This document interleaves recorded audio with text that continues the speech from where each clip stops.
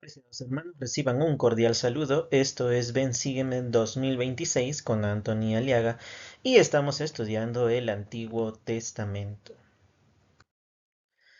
Esta es la lección número 11, la cual titula Jehová estaba con José y corresponde del lunes 9 al domingo 15 de marzo. Estudiaremos los capítulos del Génesis del 37 al 41. Recordemos también que esto es un recurso adicional al estudio personal y familiar de las Sagradas Escrituras y de los manuales oficiales de la Iglesia como Ven Sígueme. Sin más preámbulo, empecemos. Vamos a hacer esta introducción, esto es correspondiente a la lección anterior. Vimos la historia de Jacob, vimos que él amaba a Raquel, trabajó por ella. Su padre Labán, antes de dar a Raquel por esposa a Jacob, dio a la hija mayor Lea. Luego de una semana también se casó con Raquel. Ambas eran hermanas, hijas de Labán. Y bueno, la relación familiar es de que Jacob era primo de Lea y Raquel. Bila es sierva de Raquel y Silpa es sierva de Lea. Entonces vamos a ver que ellas también llegan a casarse con Jacob, llegan a ser concubinas. En aquella época las concubinas también eran esposas y oficialmente también tenían ciertos derechos con su esposo, no tanto como las esposas, digámoslo así, principales, Lea y Raquel, pero también recibieron las bendiciones. Recordemos que esto era el contexto de esa época. Ahora, Jacob tuvo 12 hijos, con Lea tuvo, como vemos aquí, 6 hijos, bueno, también una hija conocida, Dina. De hecho, Jacob tuvo más hijas, pero vamos a mencionar un poco de la historia de Dina también. Raquel le dio 2 hijos a Jacob, José, de quien vamos a estudiar ahora la historia, y Benjamín. De hecho, vamos a ver que Raquel, cuando da a luz a Benjamín, ella fallece. La sierva de Raquel se llamaba Bila. Ella le dio 2 hijos también, Dan y Neftalí. Y Silpa, que era sierva de Lea, le dio 2 hijos, Gad y Aser. Y estos son los 12 hijos de Jacob. Y también vamos a mencionar un poco la historia de Dina, hija de Jacob. Ojo que Jacob, como se menciona en la Biblia, tuvo algunas hijas más, pero solo se las menciona. A quien sí se menciona un poco más su historia es la de Dina. También vamos a ver que José tiene 2 hijos, Manasés y Efraín. De hecho, José se casa con una mujer egipcia, Asenat, la cual se convierte al Evangelio y llega a tener a sus 2 hijos, Manasés y Efraín, ¿no?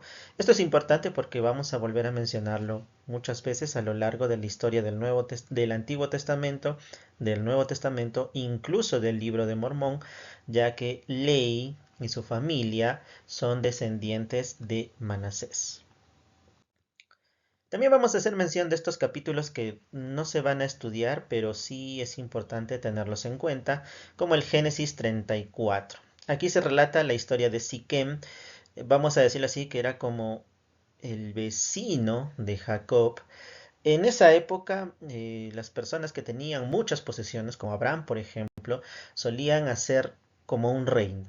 Los reinos eran patriarcales, ¿no? Donde el rey era el patriarca principal y debido a sus muchas posesiones y muchos siervos y muchos familiares se hacían como un reino. Y eran reinos ciudad, ¿no? Era una sola ciudad. Abraham bien pudo hacerlo, pero vamos a ver como más adelante el Señor no recomienda tener reyes. Abraham entendía esto, no lo hizo. Lo mismo con Isaac. Con Isaac la herencia, recibió la herencia de Abraham, incluso esta se multiplicó y bien pudo haber sido un reino, pero no lo hizo. Y lo mismo con Jacob. Aún así, ellos habitaban en la tierra de Canaán y uno de sus vecinos era el pueblo de Siquem. De hecho, Siquem, quien logra deshonrar a Dina, era el príncipe en ese momento de ese pueblo, de ese reino. Bueno, Siquem se había enamorado de Dina, quien es hija de eh, Jacob. eh, Logra acostarse con ella, por lo que nosotros conocemos es incumplir la ley de castidad, porque las relaciones sexuales son dentro del matrimonio siempre, ¿no? Y bueno, ellos todavía no se habían casado, Siquem y Dina, bueno, hubo un amorío, digámoslo así. Logra acostarse con Dina sin casarse, ¿no? Pero Siquem de alguna manera quiso arreglar las cosas y pidió a su padre, el rey, que hablara con Jacob para que él pudiera casarse con Dina. Eh, Sucedió algo interesante porque el rey efectivamente logra hablar con Jacob. Jacob obviamente le entristeció este episodio, pero también recordemos que es muy importante que los matrimonios sean eh, de tal manera que se pueda seguir viviendo el Evangelio. Y eso le preocupaba mucho a Jacob. Ya había pasado, pues lamentablemente, que tanto Siquem como Dina habían roto la ley de castidad. Entonces Jacob, para de alguna manera ayudarlos y arreglar las cosas, le dice a Siquem y al rey de que su pueblo se circuncide. En ese tiempo era la señal del convenio, ¿no? Y todo el pueblo, que también se le llaman los hebeos, eh, se circuncidan efectivamente. La mayoría, casi todos, aceptan circuncidarse y obviamente empezar a vivir el Evangelio tal como lo hacía Jacob y su familia y todos los que lo rodeaban. Eh, Hubo una buena disposición, sí que quería casarse con Dina. Ya la había tomado por esposa, pero sucede algo muy triste, ¿no? Simeón y Leví, quienes son hijos de Jacob, se enfurecieron tanto. Bueno, de hecho, este episodio de romper la ley de castidad a manos de su hermana y bueno, de Siquem, enfureció mucho a todos los hermanos, ¿no? Pero quienes no pudieron batallar con esto fueron Simeón y Leví, porque ellos matan a todo el pueblo de los hebeos, ¿no? Matan a todos, a todos. Cometieron un vejamen incluso, ¿no? Llevaron a muchos niños y muchas mujeres eh, como siempre en toda guerra, ¿no? Botín de guerra, incluso las pertenencias. Y esto enfureció mucho a Jacob y más que enfurecerlo lo entristeció mucho. Y Simeón y Leví es ahí donde lamentablemente también incumplen el Evangelio, ¿no? No está permitido matar, ¿no? Jacob ya había de alguna manera empezado a arreglar las cosas. Había producido que todo un pueblo se circuncide para que más o menos veamos el poder que tenía Jacob. Pero lamentablemente sus hijos no lo entendieron, en especial Simeón y Levi. Con esto también quiero ver, analizar de que muchas veces lo que nosotros hacemos tiene trascendencia en nuestra descendencia, ¿no? Simeón y Leví fueron prácticamente asesinos, ¿no? Y hay algo curioso de que hay un descendiente que incluso es profeta que alguna vez también mató a alguien. Así es, efectivamente, Moisés. Moisés es descendiente de Leví y él, claro, si bien es cierto, tenía algunas razones, pero matar no está permitido, ¿no? Moisés tuvo que arrepentirse mucho por ello. Ojo que no es que el Señor ya se lo consintió, no, el Señor eh, tuvo que enseñarle el arrepentimiento. Estoy seguro que pasaron muchos años para que Moisés tuviera que arrepentirse y pasar un proceso para arrepentirse de ello. Pero fíjense cómo los patrones se repiten y tenemos que a veces luchar con esos patrones, ¿no? Moisés era descendiente de Leví. Muy bien, en el Génesis 35 dice, Dios envía a Jacob a Betel, donde había tenido esta visión de la escalera al cielo, donde hizo convenios con él, donde Jacob había edificado un altar, ¿no? Nuevamente dice, construye un altar y se le aparece, renueva la promesa y vuelve a decir que su nombre será Israel. Ya habíamos mencionado esto en la lección anterior. E Israel significa Dios prevalece, ¿no? Y el Talmash dice también que se puede interpretar como príncipe. Raquel, y justo en esa época Raquel da a luz a Benjamín y muere en el parto, ¿no? Recordemos que Raquel era estéril y tuvo que esperar aproximadamente 20 años para poder dar a luz a su primer hijo José. Esto fue una gran bendición y bueno, luego logra tener a Benjamín, pero es ahí donde ella fallece, ¿no? Aquí hay un detalle importante. Como vimos en el árbol genealógico anterior, el primogénito en realidad era Rubén, pero él pierde la primogenitura. Y es importante mencionar esto porque la bendición de la primogenitura ya no es exclusiva, en la antigüedad sí, pero ya no es actualmente exclusividad de los primogénitos. Cualquiera que sea fiel al Señor y viva el Evangelio y haga convenios con Él, puede recibir esas bendiciones, ¿no? Y Rubén era el que iba en esa época a recibir la bendición de la primogenitura, pero lamentablemente él la pierde por también caer en ley de castidad. Vamos a hablar mucho de la ley de castidad. Voy a ser, tengo que ser muy directo, un poco explícito y también decir siempre lo correcto, con el objetivo de que nos esforcemos en hacer siempre lo correcto. Efectivamente, Rubén se acuesta con Bila, que es una de las esposas de Jacob, y pues eso no está bien a los ojos del Señor, ¿no?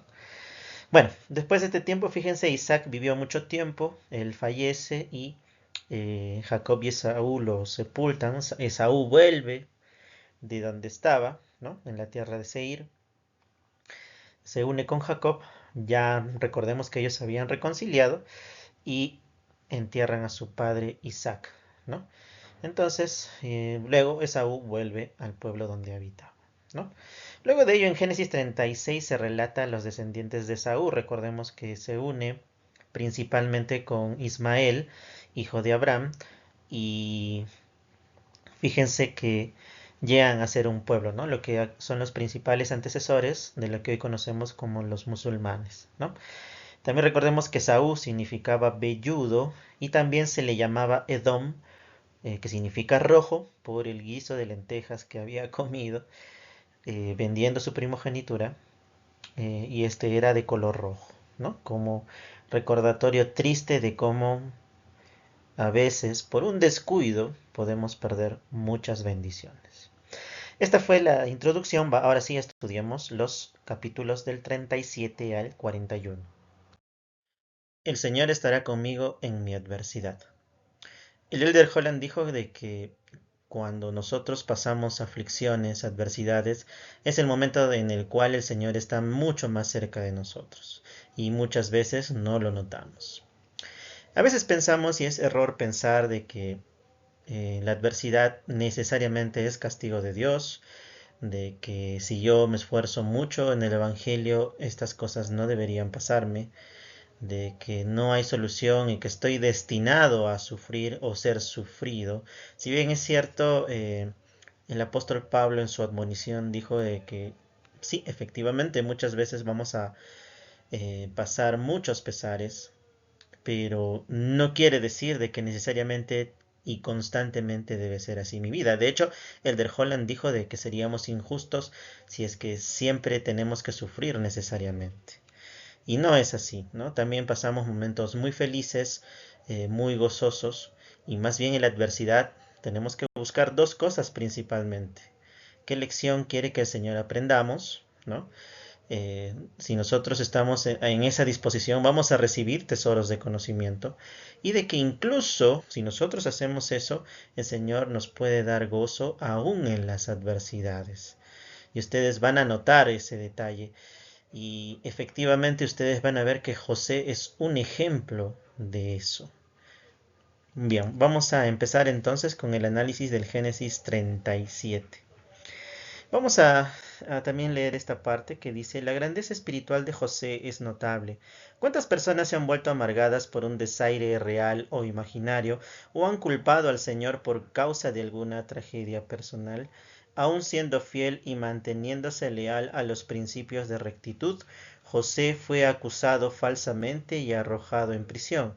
Cuán fácil le hubiera resultado darse por vencido y decir: ¿de qué aprovecha intentar servir a Dios si todo lo que hace es castigarme? Mas no hubo ningún indicio de amargura ni intento de culpar al Señor. José continuó siendo recto y fiel. Generosamente se ofreció para interpretar los sueños de sus dos compañeros de prisión, indicándoles que su conocimiento venía de Dios, a pesar de sentirse condenado a pasar su vida en prisión. Muy interesante, ¿no? Y fíjense cuál fue la consecuencia de todo esto. Pasó muchos años de adversidad José, pero el Señor lo puso en alto, ¿no? El faraón lo llevó a poner justo después de él nada más, ¿no? Prácticamente era como el gobernador de todo Egipto, que era la potencia en ese entonces, y obviamente tuvo mucha prosperidad, mucha más que el mismo Abraham, Isaac, Jacob, ¿no? Y el Señor nos bendice tanto temporal como espiritualmente. Pero vamos a analizar todas estas adversidades y cómo José las fue superando. Vamos a leer los tres primeros versículos del Génesis 37. Vamos a responder esta pregunta que dice: ¿qué era la túnica de diversos colores? Y dice: y habitó Jacob en la tierra donde había peregrinado su padre, en la tierra de Canaán. Estas son las generaciones de Jacob. José, siendo de la edad de 17 años, apacentaba las ovejas con sus hermanos, y el joven estaba con los hijos de Bila y con los hijos de Silpa, esposas de su padre, e informaba José a su padre de la mala fama de ellos. Y amaba a Israel a José más que a todos sus hijos, porque le había tenido en su vejez, y le hizo una túnica de diversos colores. Bien, entonces el análisis es el siguiente, antes de responder la pregunta. Bueno, Jacob seguía viviendo por ahí, por Canaán, ¿no? José tenía 17 años y con quienes frecuentaban eran los hijos de Bila y Silpa. Pero hay un detalle importante: José muchas veces, yo estoy seguro que no siempre era, podríamos pensar algunos por allí, ¿no? Que, qué chismoso era José, no, sino que a veces era necesario, debido al mal comportamiento de sus hermanos, informar a su padre Jacob, ¿no? Con esto descartamos, y es una frase muy conocida, o bueno, hay frases muy conocidas como la que voy a mencionar, que decimos a veces: no, mejor me quedo callado porque no quiero tener problemas, ¿no? Como solemos decir, como calladito te ves más bonito, lo cual muy rara vez funciona. Por el contrario, nosotros, al igual que José, debemos esforzarnos por hacer lo correcto, por defender lo correcto y decir lo correcto. Muchas veces esto, no siempre, pero sí van a haber varias veces donde quizás nos ganemos algunos enemigos, si es cierto, pero también, si bien es cierto, debemos hacer, defender y decir lo correcto, buscar la forma más asertiva posible. Pero aún así van a haber muchas personas que no lo van a tomar a bien, porque nuestro objetivo, sea que lo tomen a bien o no, debe ser condenar lo incorrecto y no a la persona que está haciendo lo incorrecto. Así funciona, ¿no? Entonces, obviamente Jacob tenía que tomar las medidas, estoy seguro que sí, pero esto produjo de que sus hermanos empezaran literalmente a odiar a José. Pero odiar es algo muy grave, sí, porque lo que le hicieron a José fue muy grave. ¿Y qué significaba la túnica de colores? Debido a que Jacob se dio cuenta de que José se esforzaba por siempre hacer lo correcto, eh, él se dio cuenta de que él iba a sucederlo. Recordemos que Rubén perdió la primogenitura y alguien debía sucederlo.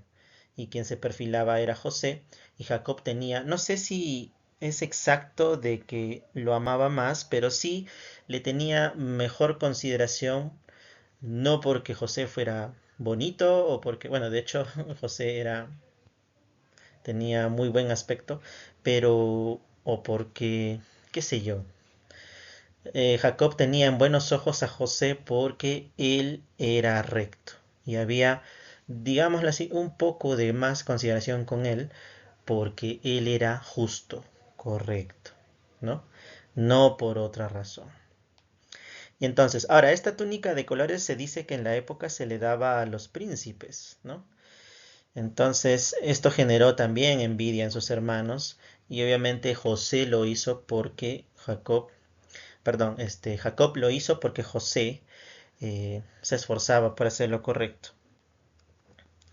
Ahora vamos a leer del 4 al 28. Dice: Jacob ama y favorece a José, quien es aborrecido por sus hermanos. Y viendo sus hermanos que su padre lo amaba más que a todos sus hermanos, lo aborrecían y no podían hablarle pacíficamente. Y soñó José un sueño y lo contó a sus hermanos, y ellos llegaron a aborrecerle más todavía.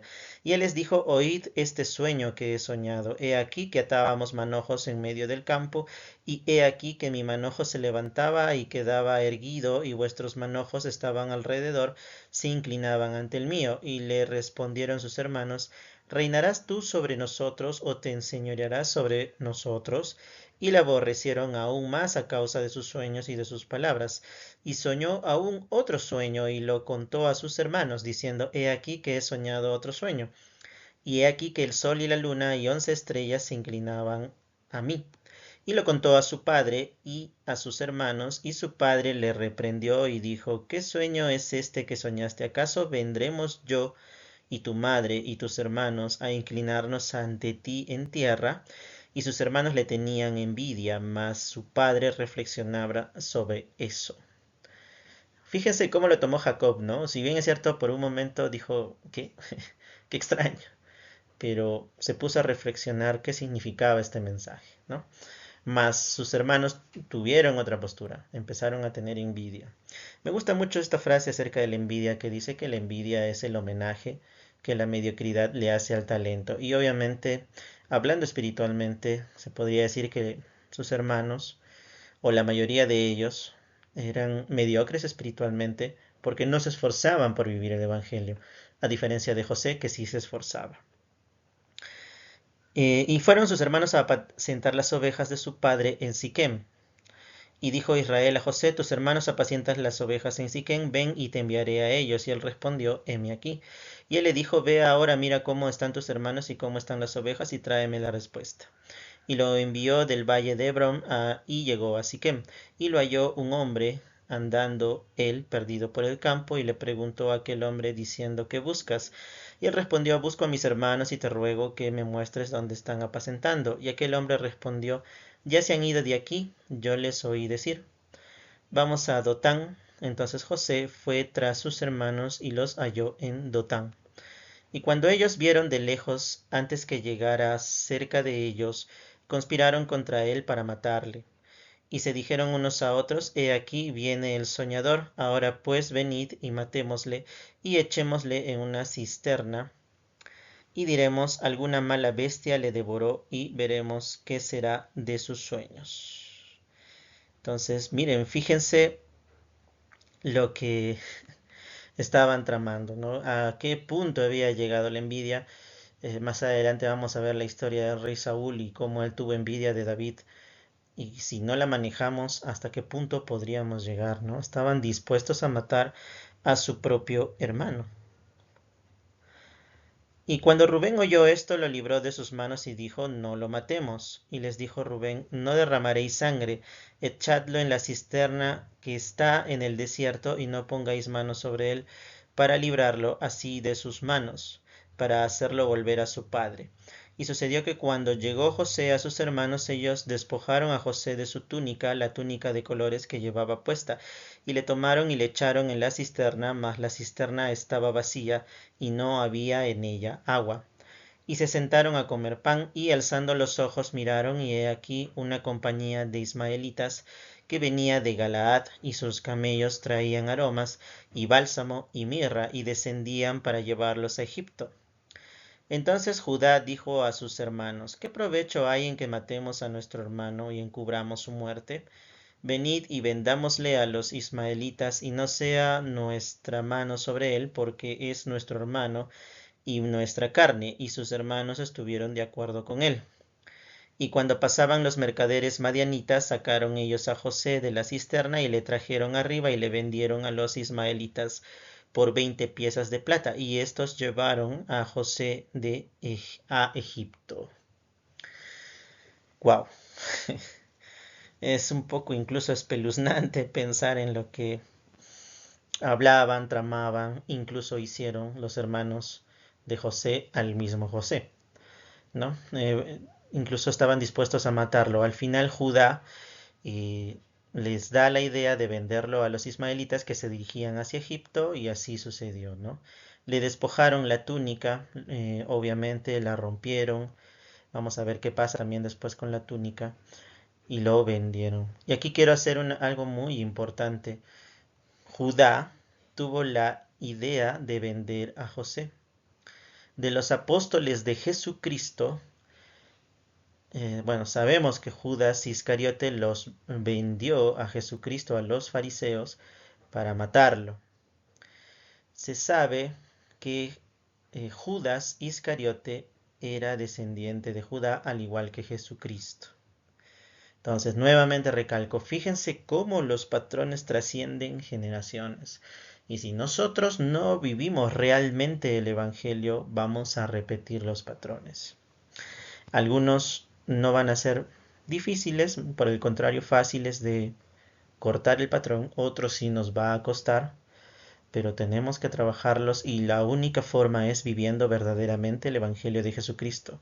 Y yo como padre, como madre, tengo que esforzarme por vivir el Evangelio de Jesucristo para que los patrones o malos patrones que tengamos no trasciendan generaciones.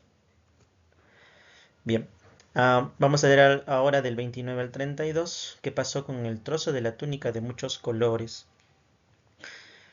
Dice, y Rubén volvió a la cisterna y no halló a José dentro y rasgó sus vestidos y volvió a sus hermanos y dijo, el joven no aparece, y yo, ¿a dónde iré yo? Entonces tomaron ellos la túnica de José y degollaron un cabrito de las cabras y tiñeron la túnica con la sangre y enviaron la túnica de colores y la trajeron a su padre y dijeron, esto hemos hallado, reconoce ahora si es o no la túnica de tu hijo. Wow, qué terrible, ¿no? Bueno, la túnica sobrevivió. Fíjense lo maquiavélico que llegaron a ser los hermanos de José. Entonces le dijeron, pues no, hicieron hacerle creer a su padre Jacob de que unos animales pues se habían comido literalmente a José, ¿no? Animales salvajes. Y fue muy triste este episodio, pero también sabemos de que la túnica representa de que los descendientes de José iban a sobrevivir. Vamos a ver también la bendición patriarcal que les da Jacob antes de morir y de que efectivamente los descendientes de José van a sobrevivir. Y como hoy en día sabemos, gracias a la revelación moderna, Ley y su familia, descendientes de Manasés y Efraín, hijos de José, son llevados por el Señor a este continente América. Y de esa manera vemos que así como José, si bien es cierto, Israel del norte, como veremos más adelante, llega a ser dispersado y se pierde el rastro general de la tribu de Manasés y Efraín, sabemos gracias al libro de Mormón que ellos llegaron a América y prevaleció la descendencia de José, tal como la túnica de colores. Esto no fue casualidad. Bien, vamos a terminar de leer este capítulo desde el 33. Dice, y él la reconoció y dijo, la túnica de mi hijo es, alguna mala bestia le devoró. José ha sido despedazado. Entonces Jacob rascó sus vestidos y puso cilicio sobre sus lomos y estuvo de duelo por su hijo muchos días. Y se levantaron todos sus hijos y todas sus hijas para consolarlo, mas él no quiso recibir consuelo y dijo, porque yo enlutado descenderé hasta mi hijo al Seol. Y lo lloró su padre. Bueno, yo creo, no sé, bueno, gracias a Dios no he experimentado la pérdida de un hijo. Lo que sí he visto alguna vez padecer a mi hijo por enfermedad, y sí sé lo doloroso que es. Trato de imaginar, no puedo decir por experiencia propia lo que es perder un hijo, pero sí hay personas que lo han vivido y sí creo que es fácil entender que es muy doloroso, ¿no? Y de igual manera, pues Jacob, bueno, aunque José no había muerto, pero le dijeron y él creyó de que José había muerto e hizo duelo, ¿no? Bueno, pero dice, y los madianitas lo vendieron a Egipto, en Egipto a Potifar, oficial de Faraón, capitán de los de la guardia, ¿no?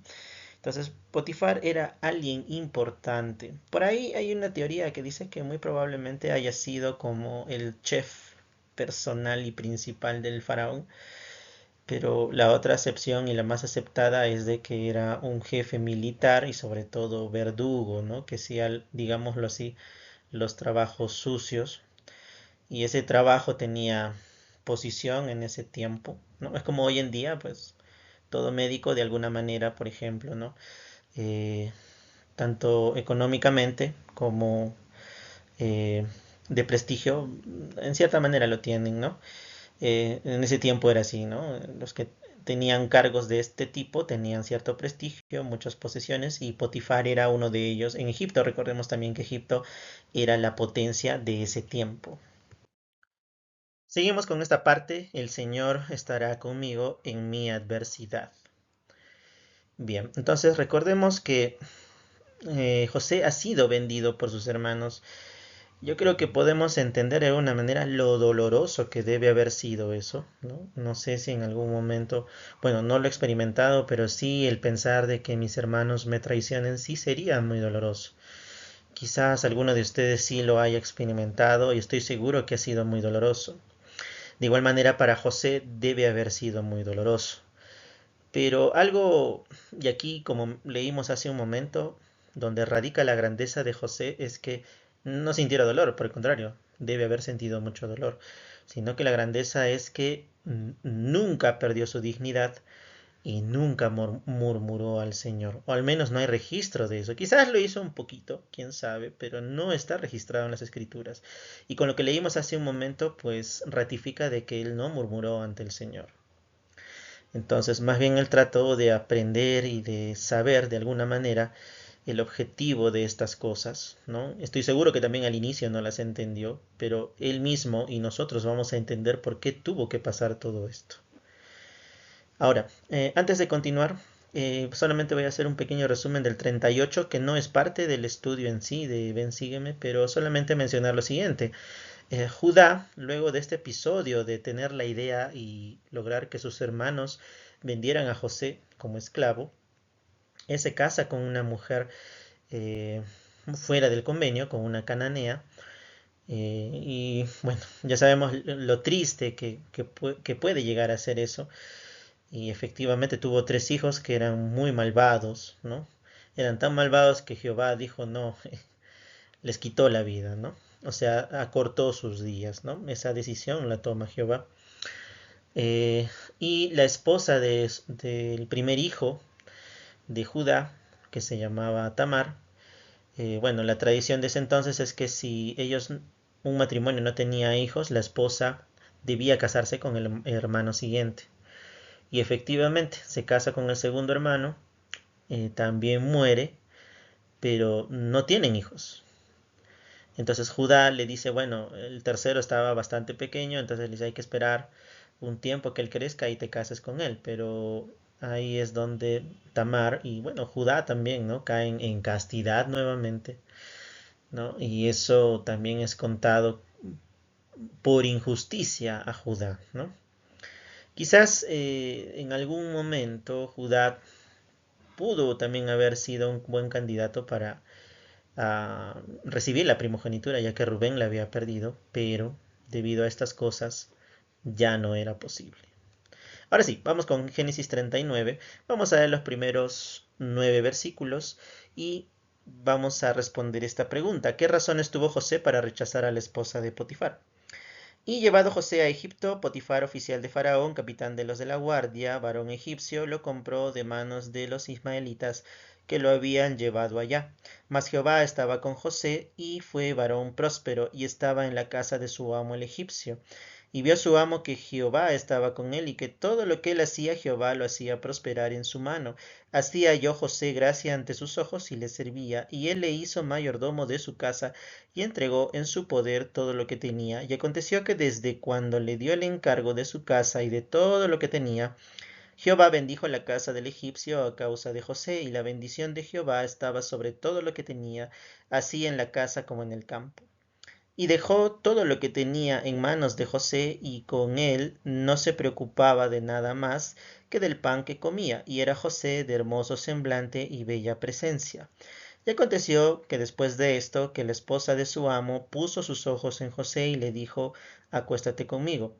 Y él no quiso, y dijo a la esposa de su amo, he aquí que mi amo no se preocupa conmigo de lo que hay en la casa, y ha puesto en mis manos todo lo que tiene. No hay otro mayor que yo en esta casa, y ninguna cosa me ha reservado sino a ti, por cuanto tú eres su esposa. ¿Cómo pues haría yo este gran mal y pecaría contra Dios?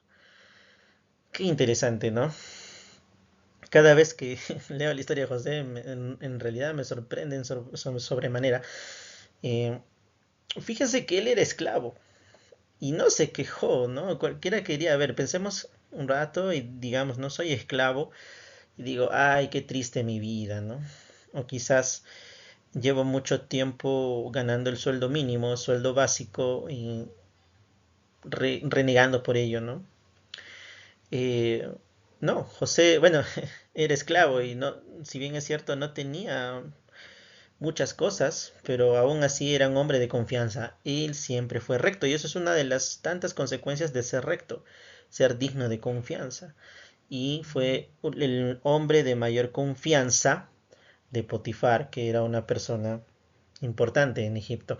Y lo puso en todos. Él se daba cuenta de cómo José era muy eficiente, hacía muchas cosas y cada cosa que le mandaba salía muy bien, ¿no? Entonces Potifar dijo, mejor lo pongo a cargo de todo para que me siga yendo mucho mejor, ¿no? Y eso fue lo que sucedió. Pero lamentablemente la esposa de Potifar puso sus ojos en él. Eh, Recordemos que José aún era muy joven y menciona que era muy guapo, de bella presencia, ¿no?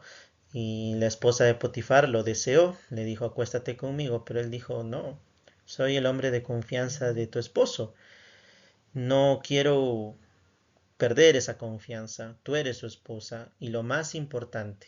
Y aquí respondemos esta pregunta, ¿qué razones tuvo José para rechazar a la esposa de Potifar? No quería pecar contra Dios. Ese fue el detalle con José. No quería pecar contra Dios. Esa fue la razón principal. Vamos a seguir leyendo y vamos a ver que la esposa de Potifar fue muy insistente, ¿no?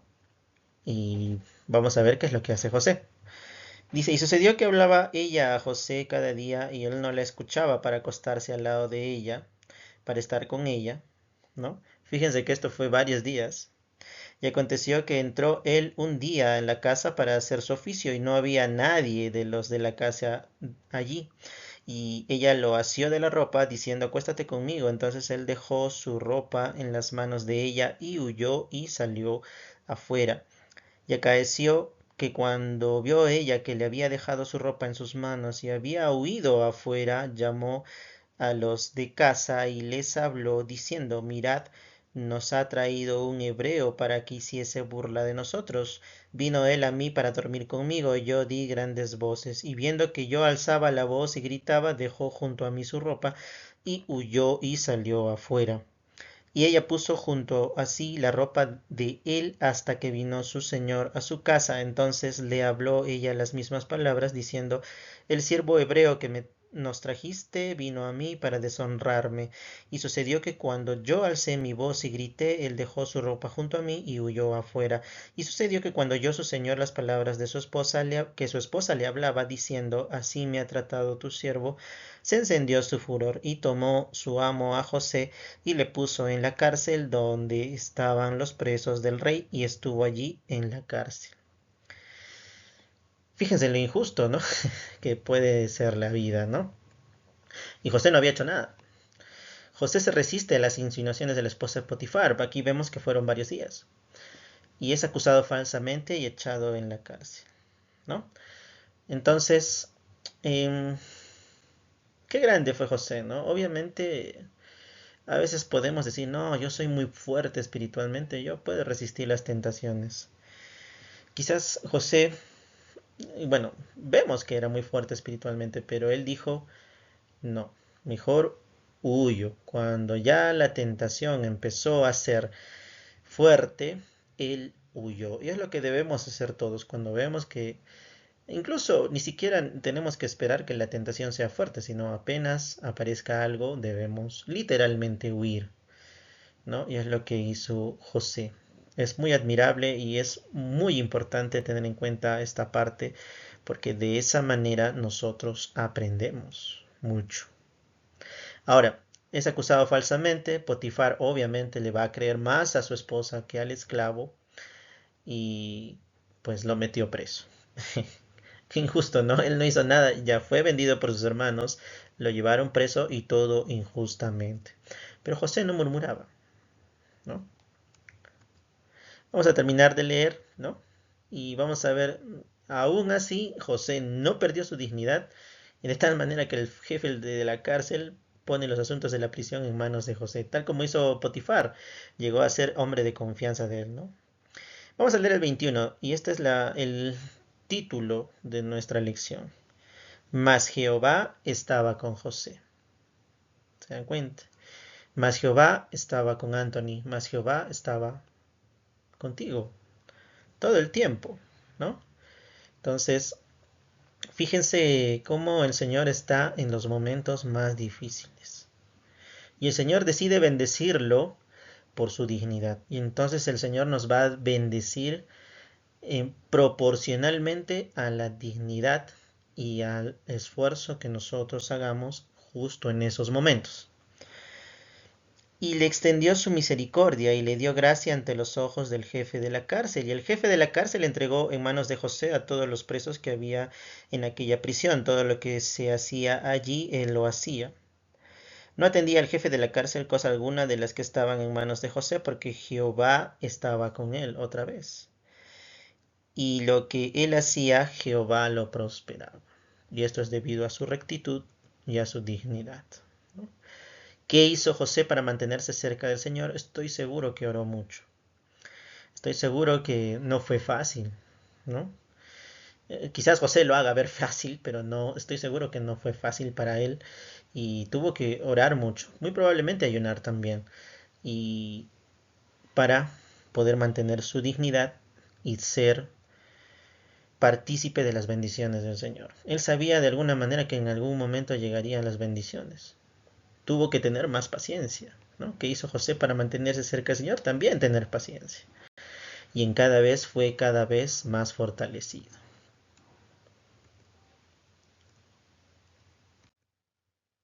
Con la ayuda del Señor puedo huir de la tentación. Vamos a resaltar un poco más esta parte del Génesis 39. Si José diera consejos sobre cómo resistir la tentación de cometer pecados sexuales, ¿qué crees que diría? A ver, vamos pensando un poco en eso. Creo que todos, al menos una vez en algún momento, hemos tenido esta tentación, hablando de la ley de castidad. ¿Y qué pensaría José en ese momento si él estuviera a cambio de nosotros, ¿no? Muy interesante, ¿no? A ver, considera cómo respondería José a inquietudes como esta. Si nadie más sabe lo que estoy haciendo, ¿cuál es el problema? ¿No? Se podría decir, estoy solo en casa, estoy frente al computador y veo, por ejemplo, ¿no? Pornografía. ¿Y cuál sería el problema, no? Nadie me está viendo, estoy solo, ¿no? Pero lamentablemente eh, el Señor, que no solamente todo lo ve y todo lo sabe, nosotros estamos perdiendo mucho, ¿no? Trato de resistirme, pero la tentación no parece cesar, ¿no? Vamos a leer los versículos 8, 9 y 10 nuevamente, ¿no? Él nunca quiso, ¿no? He aquí, mi amo no se preocupa conmigo, o sea, soy de confianza del Señor. No quiero perder esa confianza. Si yo hago algo indebido, a pesar de que nadie lo sepa, nadie me vea, si yo hago algo, pues voy a perder la confianza del Señor. Tengo que ser fuerte, ¿no? Entonces, ¿qué debo hacer cuando me encuentro en una situación en la que la tentación es fuerte? Que dice en el 12, y huyó y salió afuera. Huir. No podemos quedarnos ahí, debemos huir. Esa es la razón por la cual también el Señor le dijo a Lot que dejara Sodoma y Gomorra. Pero lamentablemente Sodoma y Gomorra fue con ellos, porque no salió a tiempo.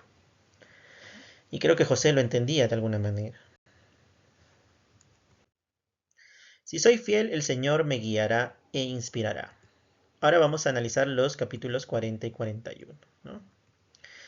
Entonces, en el 40 vamos a ver que José interpreta el sueño, ¿no?, de dos compañeros de prisión, que es el jefe de los coperos y el jefe de los panaderos, ¿no? Entonces, vamos a ver qué es lo que pasa. Sí, vamos a leer el capítulo 40. No es muy largo, tiene 23 versículos. Lo voy a leer rápidamente. Y aconteció después de estas cosas que el copero del rey de Egipto y el panadero delinquieron contra su señor el rey de Egipto, y se enojó Faraón contra sus dos oficiales, contra el jefe de los coperos y contra el jefe de los panaderos, y puso en prisión en la casa del capitán de la guardia, en la cárcel donde José estaba preso. Y el capitán de la guardia se los encargó a José, y él les servía, y estuvieron días en la prisión. Y ambos, el copero y el panadero del rey de Egipto, que estaban arrestados en la prisión, soñaron un sueño, cada uno su propio sueño en una misma noche, cada sueño con su propia interpretación. Y vino a ellos José por la mañana y los miró, y he aquí vio que estaban tristes, y le preguntó a aquellos oficiales de Faraón que estaban con él en la prisión de la casa de su señor, diciendo: ¿por qué hoy están decaídos vuestros semblantes? Y ellos le dijeron: hemos soñado un sueño, y no hay quien lo interprete. Entonces les dijo José: ¿no son de Dios las interpretaciones? Contádmelo ahora. Entonces el jefe de los coperos contó su sueño a José y le dijo: yo soñé que veía una vid delante de mí, y en la vid 3 sarmientos, y ella como que brotaba y arrojaba su flor, viniendo a madurar sus racimos de uvas, y que la copa de Faraón estaba en mi mano, y tomaba yo las uvas y las exprimía en la copa de Faraón, y ponía yo la copa en la mano de Faraón. Y le dijo José: esta es su interpretación. Qué sueño interesante, ¿no? A veces no podemos entender eh, algunos sueños, tenemos muchos sueños, bueno, no todos tienen un significado, pero en este caso José entendió de que sí tenía un significado, y de alguna manera también ellos sabían que lo que habían soñado tenía algún significado, pero ellos no podían saber el significado. José les ayudó con eso, ¿no? Y algo muy interesante, ¿no? El copero soñó con algo cotidiano, ¿no? La vid, ¿no? Para preparar el vino, el fruto, el jugo de uva, muy probablemente. Y vio 3 sarmientos, ¿no? Y después vio que le servía a Faraón, ¿no? Entonces vamos a ver la interpretación de José, y dijo: los 3 sarmientos son 3 días. Al cabo de 3 días Faraón levantará tu cabeza y te restituirá a tu puesto, y darás la copa a Faraón en su mano, como solías hacerlo cuando eras su copero. Acuérdate pues de mí cuando tengas ese bien, y te ruego que uses conmigo de misericordia, y hagas mención de mí a Faraón, y me saques de esta casa. Porque he sido hurtado de la tierra de los hebreos, y nada he hecho aquí para que me pusiesen en la cárcel. Y el jefe de los panaderos, que había interpretado para bien, dijo a José: también yo soñé. Algo interesante, ¿no? José ya sabía que el copero, bueno, el jefe de los coperos, iba a volver a su puesto, que de alguna manera se podía darle una oportunidad más. Y José aprovechó en decirle: por favor, acuérdate de mí, ¿no? Estoy aquí injustamente. Obviamente él también sabía de su inocencia, y buscó también por sus propios medios, ¿no? Es decir, eso es fe, ¿no? Que si bien es cierto, el Señor estaba con él, pero él también buscó la manera, de forma correcta, obviamente, poder librarse de la injusticia que había sucedido con él, ¿no? Ahora llega el turno del panadero. Dice: yo también soñé que veía 3 canastillos blancos sobre mi cabeza, y en el canastillo más alto había toda clase de manjares de panadería para Faraón, y las aves los comían del canastillo sobre mi cabeza. Entonces respondió José y dijo: esta es su interpretación. Los 3 canastillos 3 días son. Al cabo de 3 días quitará Faraón tu cabeza de sobre ti, y te hará colgar en la horca, y las aves comerán tu carne de sobre ti. Y aconteció que al tercer día, que era el día del cumpleaños de Faraón, éste hizo banquete a todos sus sirvientes, y alzó la cabeza del jefe de los coperos y la cabeza del jefe de panaderos en medio de sus servidores.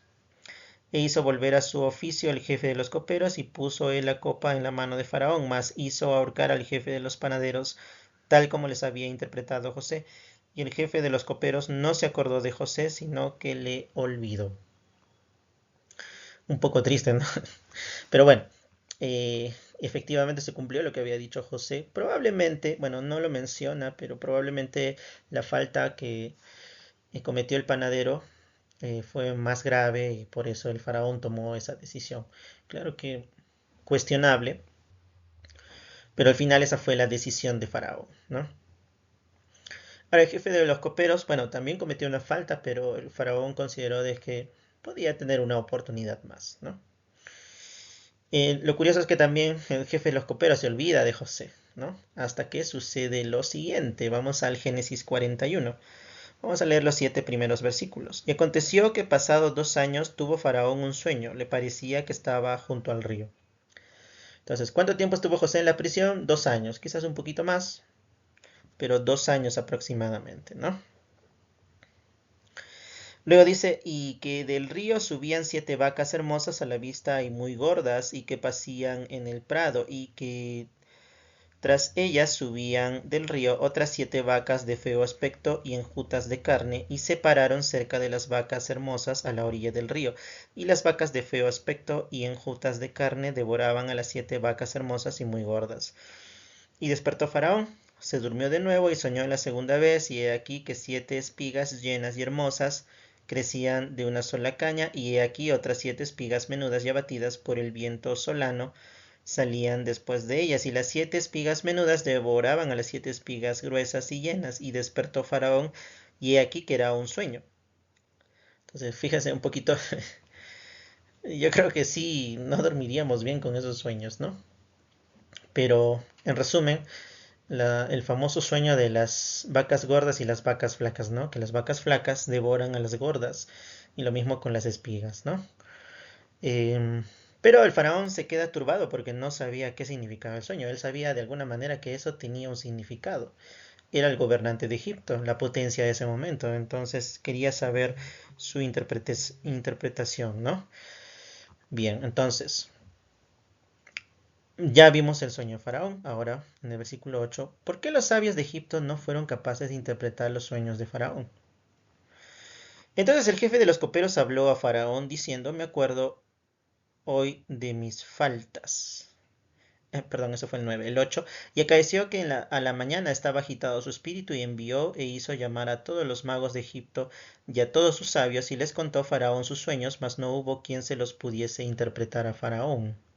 Ahora sí, el 9. Entonces el jefe de los coperos habló a Faraón diciendo, me acuerdo hoy de mis faltas. Cuando Faraón se enojó contra sus siervos, a mí me echó a la prisión del capitán de la guardia, a mí y al jefe de los panaderos. Ahora, la pregunta por qué los sabios de Egipto no fueron capaces de interpretar los sueños de Faraón es porque básicamente esto venía de Dios y tenía que ser un hombre de Dios quien pudiera saber el significado. ¿Y quién era el hombre de Dios en ese momento? José. Así es. Es ahí, como dice aquí, el jefe de los coperos se acordó 2 años después, ¿no? Que es buen tiempo, ¿no? Y se sintió un poco mal, ¿no? Y le empieza a contar a Faraón, ¿no? Faraón, ¿se acuerda aquella vez que me envió a mí y al jefe de los panaderos a la cárcel? Estoy seguro que Faraón le dijo, claro que sí, ¿no? Vamos a seguir leyendo. Dice, y él y yo soñamos un sueño en la misma noche, cada uno un sueño y cada sueño con su interpretación. Y estaba allí con nosotros un joven hebreo, siervo del capitán de los de la guardia, y se los contamos, y él nos interpretó nuestros sueños y declaró a cada uno conforme a su sueño. Y aconteció que como él nos lo interpretó, así fue. A mí se me hizo volver a mi puesto y el otro fue colgado. Entonces Faraón envió y llamó a José y le hicieron salir de prisa a la cárcel y se afeitó y se mudó sus vestidos y fue a Faraón. Interesante, ¿no? Fíjense, José estaba en la cárcel. La cárcel no es un lugar precisamente cómodo, pero aún así se listó lo mejor posible para ir ante Faraón, ¿no? Y dijo Faraón a José, yo he soñado un sueño y no hay quien lo interprete, mas he oído decir de ti que oyes sueños y los interpretas. Y respondió José a Faraón diciendo, no está en mí, Dios será quien responda paz a Faraón. Interesante, ¿no? ¿Qué puedes aprender del ejemplo de José cuando la revelación parece difícil de entender? ¿No? Entonces, fíjense que necesitamos revelación de Dios. José nunca se dio el mérito. Él dijo que él podía hacerlo gracias a que Dios se lo concedía, ¿no? Y de esa manera incluso al mismísimo faraón le hizo saber, esto no es de mí, esto es gracias a Dios mismo que me dio esta potestad de poder interpretar los sueños. Qué gran ejemplo de José. El Señor me ayudará a prepararme para posibles dificultades, ¿no? Vamos a seguir leyendo lo del Génesis 41, ¿no? Vamos a terminar y vamos a responder esta pregunta. ¿Cómo crees que Él desea que te prepares para las dificultades del futuro, ¿no?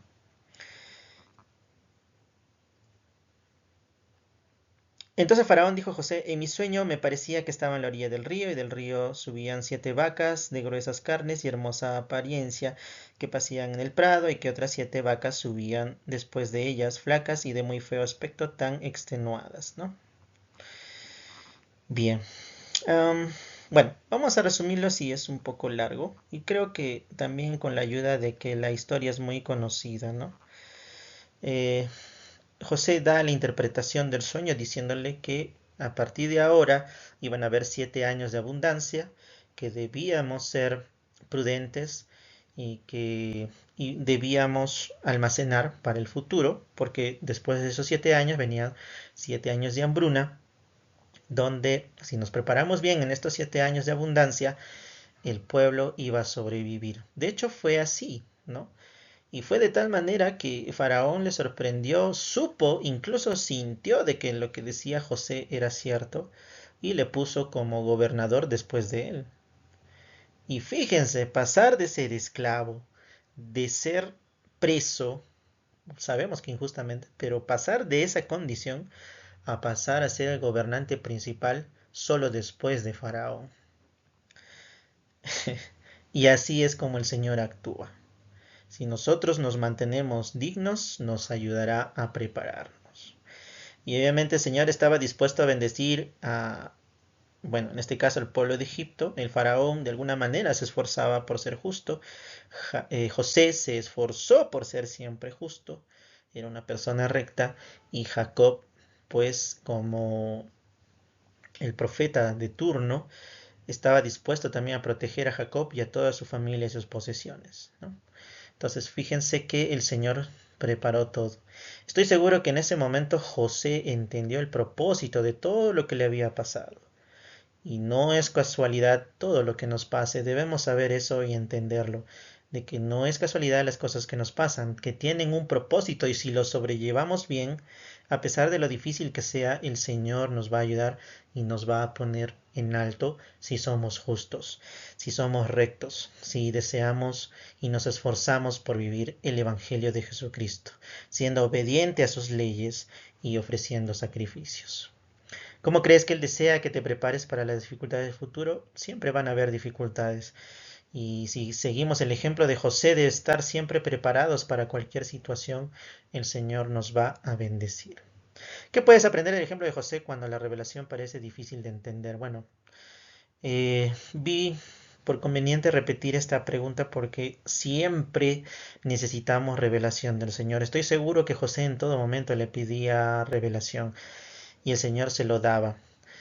Incluso algunas veces no totalmente, porque debido a que todas las cosas que le pasaban, cuando llegó el momento, es decir, cuando José, que estuvo preparado, llegó a estar con Faraón, entendió el propósito de todo y logró recibir la revelación completa. Esta ha sido la lección de hoy, muy interesante, muy bonita. Estoy muy contento de todo lo que he aprendido y no solo recordado, sino aprendido adicionalmente con esta lección. Gracias si llegaron hasta aquí. Espero que también les haya podido ayudar en algo y bueno, con el objetivo de poder ayudar a los demás. Esto lo dejo en el nombre de Jesucristo. Amén y conmigo será hasta la próxima semana.